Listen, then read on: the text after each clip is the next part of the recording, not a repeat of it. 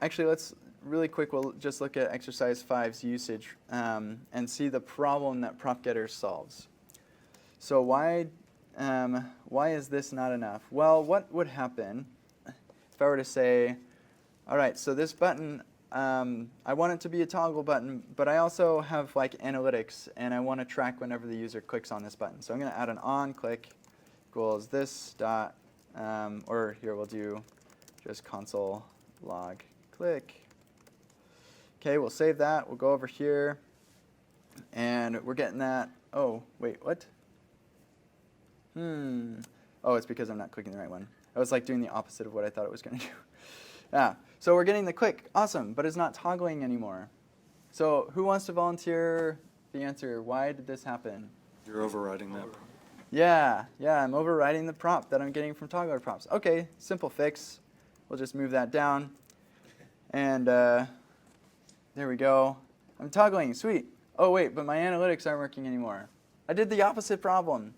So this is why prop collections are great, but this is why prop getters are a thing. So here's how I would solve that, or here's one way that I could solve that. So I could say, okay, on click, we're going to put that below, we'll overwrite it, and then we'll call toggler props.onClick, and let's just forward all the args, whatever they are, I don't care. Toggler props. And there's my solution. This actually will work. Ta-da! So I'm getting both of my things happening. But as a user of this component, I don't like that. That's like super annoying. And it almost makes me think, okay, well, why do I even need the toggler props? Like, what value is that thing giving me anyway? So PropGetter, it allows us to have our cake and eat it too, so to speak, where instead of spreading an object, we actually call a function, and that returns an object, and we spread that. And the function accepts all the props that we want applied to the button.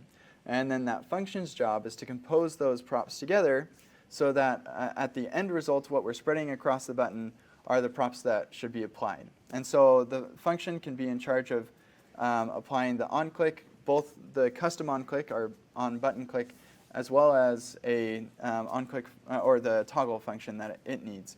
And what's nice about this is, let's say that in the future we change from on-click to on-key press or something like that, then like this will continue to work.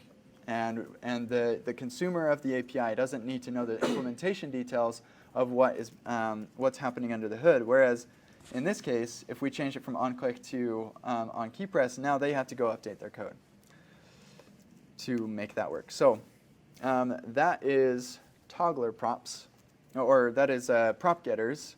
And let's go ahead and do that exercise. So to do this, we're going to run, I've got tests all over the place. Let's reset hard, just clean myself up here.